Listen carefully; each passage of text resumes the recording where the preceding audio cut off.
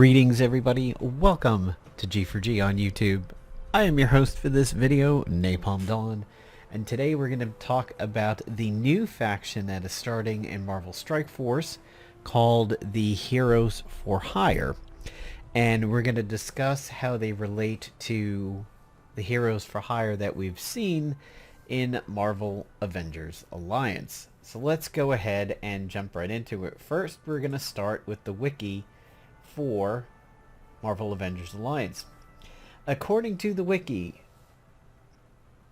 for Marvel Avengers Alliance, the Heroes for Hire in that game were Ant-Man, Colleen Wing, Iron Fist, Jessica Jones, Luke Cage, and Misty Knight. You fought two of them as villains, being Ant-Man and Luke Cage in his Null form, which of course was his Worthy outfit. And then non-game canon, they're considering it to be Black Knight, Black Widow, Black Cat, Black Panther, Deadpool, Dr. Voodoo, Elektra, Falcon, Ghost Rider, Hercules, Hulk, Moon Knight, She-Hulk, Spider-Man, and Spider-Woman. Aside from the characters, we had a short-lived, very well-received little item, the Hero for Hire PDA that was called Hire a Hero.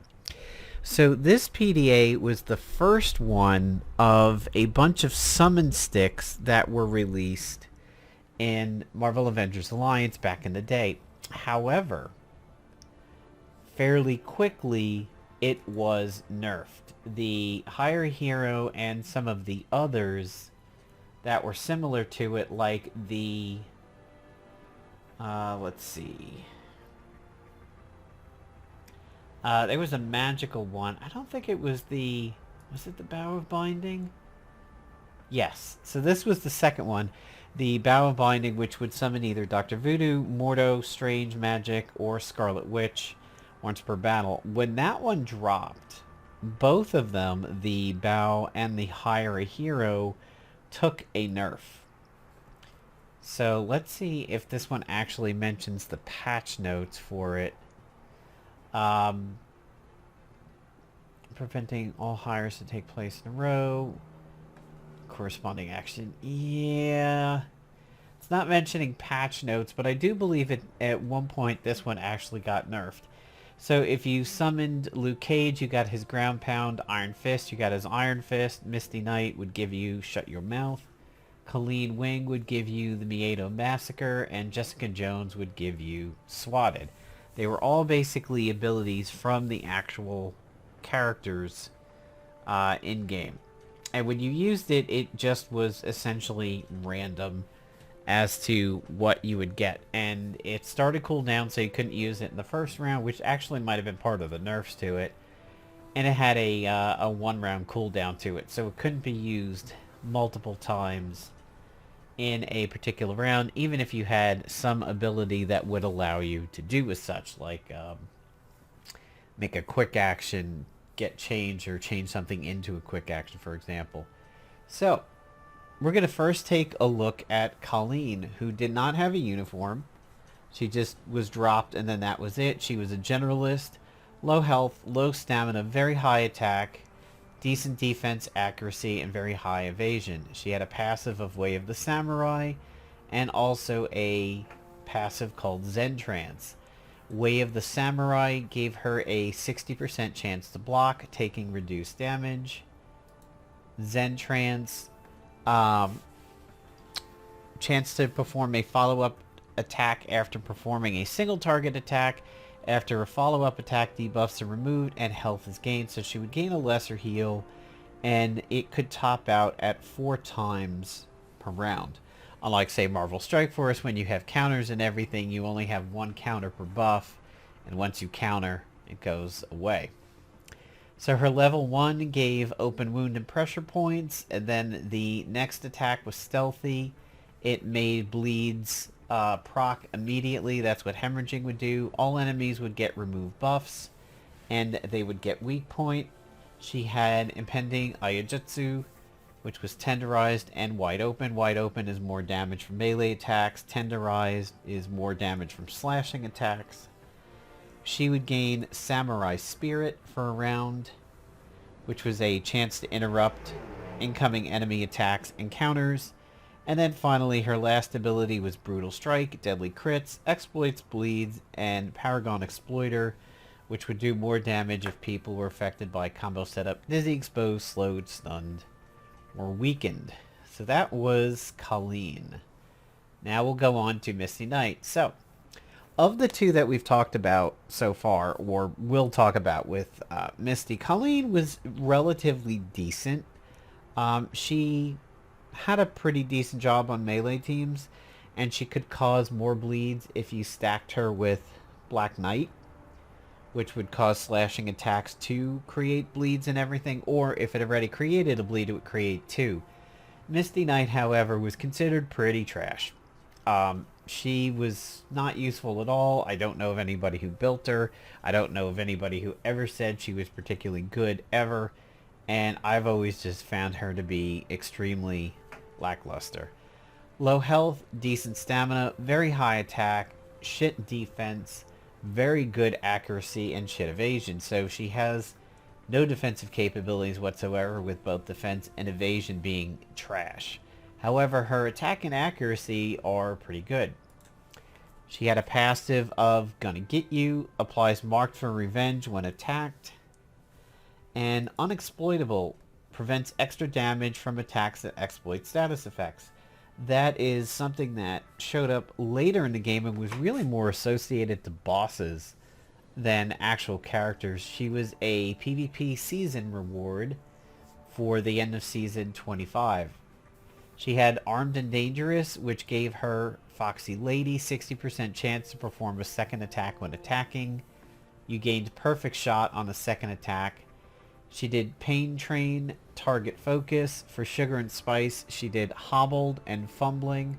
Hobbled means attacks can't be stealthy anymore. Yep. Very good against infiltrators. Fumbling means attacks could provoke a counterattack. Immobilized is not able to use melee attacks. And then she had a multifunction called Satan Claw, which did Rattled and Superior Firepower. Firewall on herself, which was a shield. And Killer Driller, which is off balance. Generalized, which moved class effects. Winded, and then Shut Your Mouth is Deadly Crits and Vindictive Exploitation. Speaking of exploitation, I gotta admit, these moves felt like they were very blaxploitation centric. It really reminded me of Foxy from the Goldmember movie with Austin Powers and everything. It always struck me as such.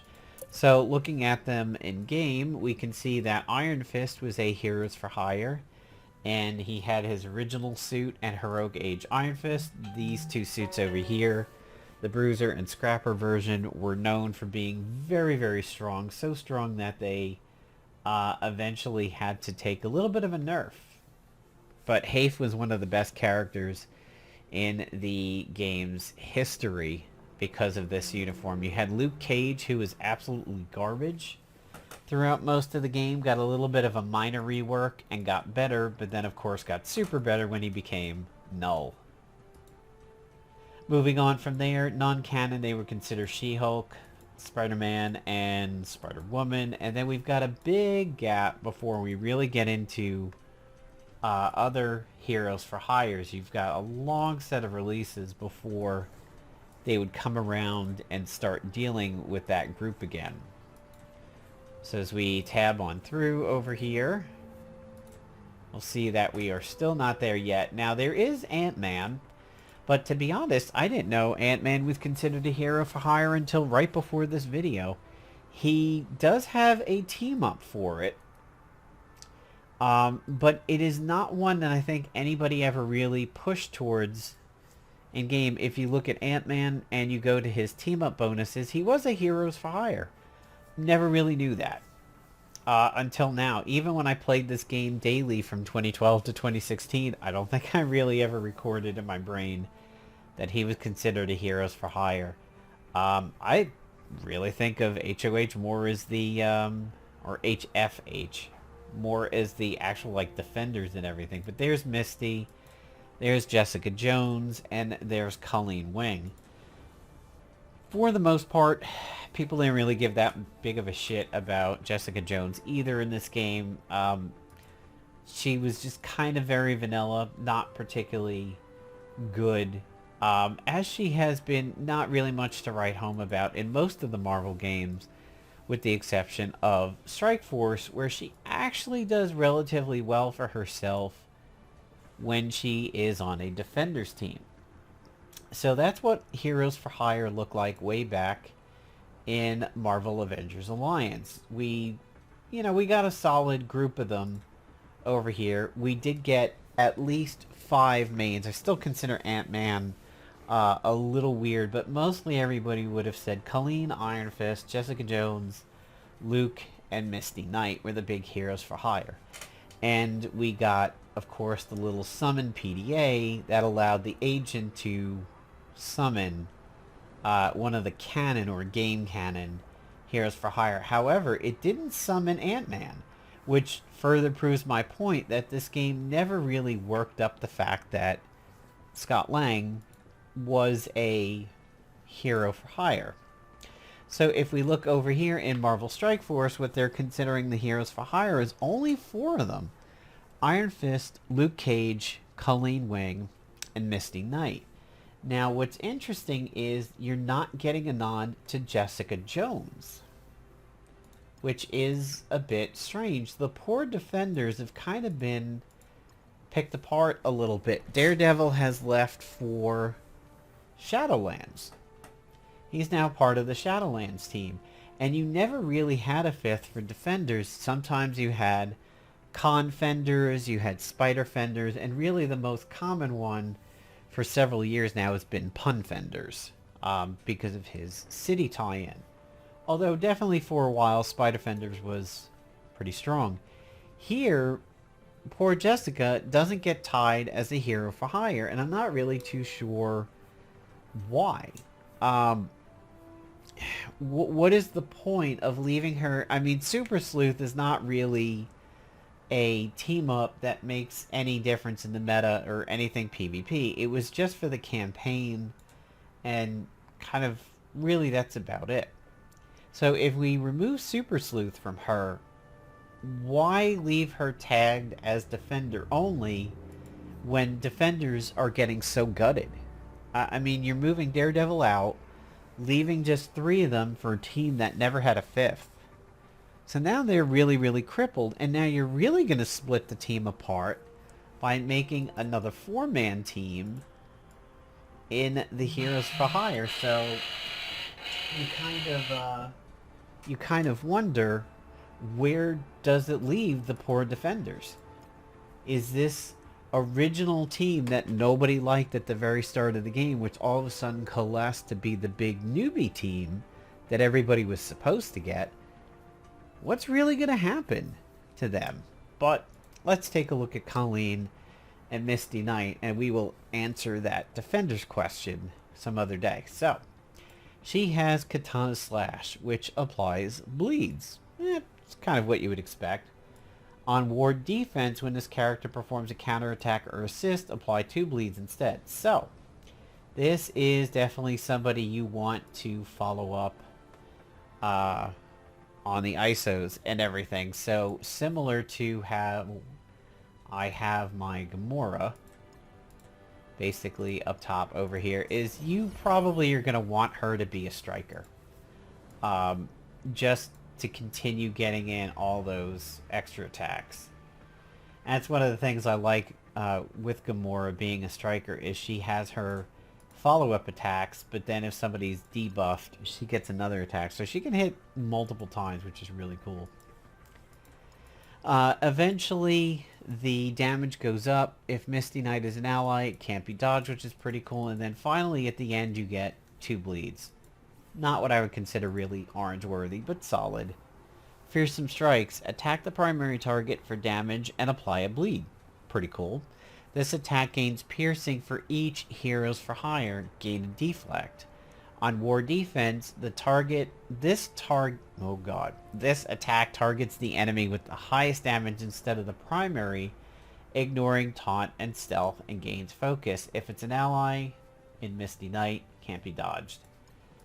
Applies 2 deflects, 2 bleeds, 3 deflects, 3 bleeds. So far, I would consider this pretty orange worthy. The ability to take out a high priority target and land bleeds and most likely have them stick because of the extra focus.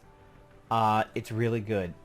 It's not like the take out the lowest health target that you see in a lot of these abilities, which is cool, but it is getting rid of the highest priority one who may be getting protected. So let's say like a Rocket Raccoon who's hidden behind a Drax, or Drax and a Groot.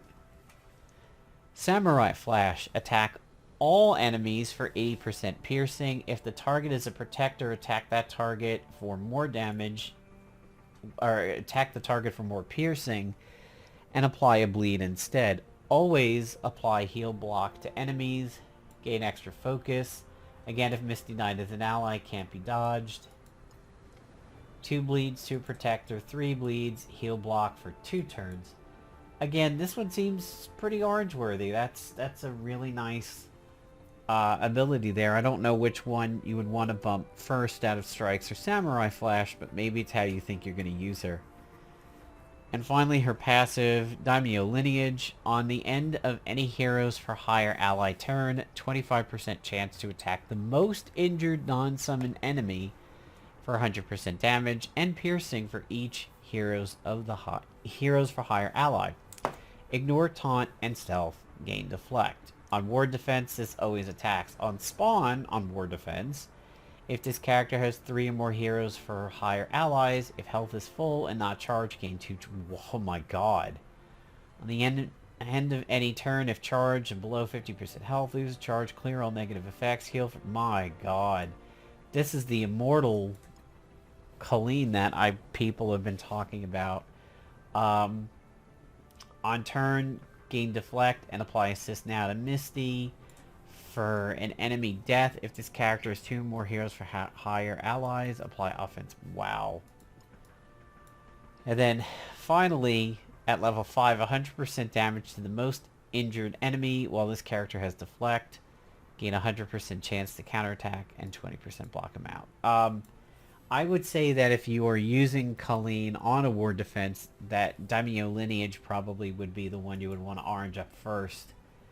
And then go for her 2 and 3. Can't really decide on the order over there. And I really do think Striker would be good for her. Misty comes in as a controller, not a blaster like she was in Marvel Avengers Alliance.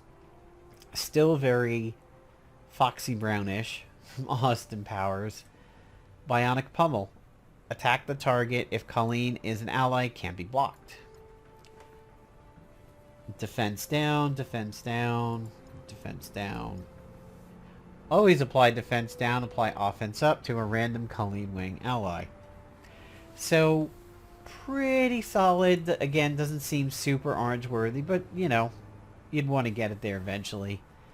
Attack the primary target for 130% damage, apply stun and heal block. 50% chance to chain to adjacent targets, apply ability block and heal block. On defense, this attack targets the enemy with the highest damage instead of the primary target. Wow, so got 2 of them like this. Clear death proof from all enemy summons and attack them. Extra focus, can't be blocked. Always chain, and then eventually a big boost to summoned enemies and primary and second targets. Seems more orange worthy than the Bionic, but maybe not quite first place yet. Arm response. Clear all positive effects on the primary and then attack them for damage, applying ability block and disrupted. That's pretty cool. Kind of shuts down tanks over there. This attack targets the enemy with the highest health instead of the primary target. Huh, a highest health one. That's very interesting. I would say Stopping Power is the first orange worthy in her kit so far, and then Crew Captain grants 10 ability energy to self and all Heroes for Hire, gain speed up If this character is 3 or more HFH and health is full and not charged, gain charge. Wow, she's just like Colleen over here. On enemy death, apply speed up to 2 random HFH on war defense. I would say this one's orange worthy, and then stopping power as the top 2. I would maybe say for her, she should go the route that applies vulnerable. I don't know. With Colleen being striker, Skirmisher may be good, or potentially Raider, but I think Skirmisher might be the better kit for her over there. Iron Fist can take care of the healing. Luke Cage can take care of the tanking. I'm not too sure who would be a good 5th over here. You could perhaps slap in Jessica Jones just to try and grant a lot of ability energy to the team over here and keep them clean of debuffs, and still have synergy with Iron Fist and Luke Cage. I wonder if that lacks a little bit of punch, though. You could potentially still go with Punisher. However, I do believe Punisher is moved over to Skilletary, which, again, I mean, there is a slow death of the defenders over here. It's very interesting to watch Scopely kill that team off, because it's not exactly a super high-powered team. It's a very old team at this point. It's not one that is just so aggressively meta that people can't handle it, and it needs to be broken apart a little bit, like, oh, I can't even think of one that's ridiculous right now, but like Kestral is doing a lot of crazy stuff, encountering a lot of teams and everything over there, and she actually deserves a little bit of a nod now. So Kestral has gotten the community all up in a tizzy because of her kit. With Aerial Ace, she attacks the primary target, applies defense down, she chains, and she's got a lot of stuff in her kit that makes her very good. Again, attacking the primary and adjacent targets for damage, defense down, repeat the attack, and then she applies speed up. And then Dimensional Assault, clear death proof from the primary target, apply defense down, gaining extra focus, and characters killed by this cannot be revived. That's the thing that is really getting everybody quite upset. For her passive, on spawn she gains charged and offense up.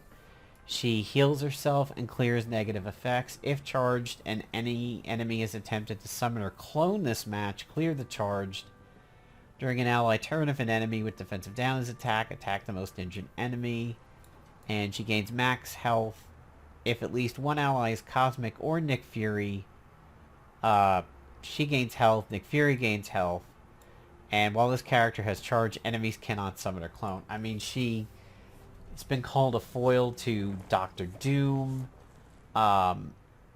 She wrecks a lot of teams that people have put a lot of effort into making, whether it's DD3 or recruiting high-powered legendaries. And then here comes Kestral, who's going to be fairly accessible to a lot of people, and she just kind of dunks on a lot of the meta and is available, or will be available, for free to play, but is also available to, you know, for people to purchase and everything like that. So people are talking about Kestral quite heavily. So there you go, guys. There's what's going on in Marvel Strike Force this week. We've got some stuff to talk about over in Marvel Duel, which we will get to in a video right now. Marvel Avengers Alliance Redux Beta 4 is still in the future. Do not have an ETA for it as of yet, but we're definitely hoping to see it sometime soon. Can't really give you too much of an ETA on that, unfortunately, but Marvel Strike Force is generating quite a lot of controversy with Kestral, and some people are even beginning to talk about Colleen a little bit now that her kit is out there. And I really do, I'm really interested in hearing from people what they think is going to happen with Defenders, with the fact that, you know, Daredevil is vacationing over in Shadowland, Punisher's been pulled off to Skilletary, and now we have the two remaining, 2 out of 4, remember, not 2 out of 5, the 2 remaining Defenders moving over to Heroes for Hire, and they need a 5th. So who's going to be the 5th for HFH? And is Defenders now officially dead? That's the big questions. Let me know what you guys think, and I will see you in the next video.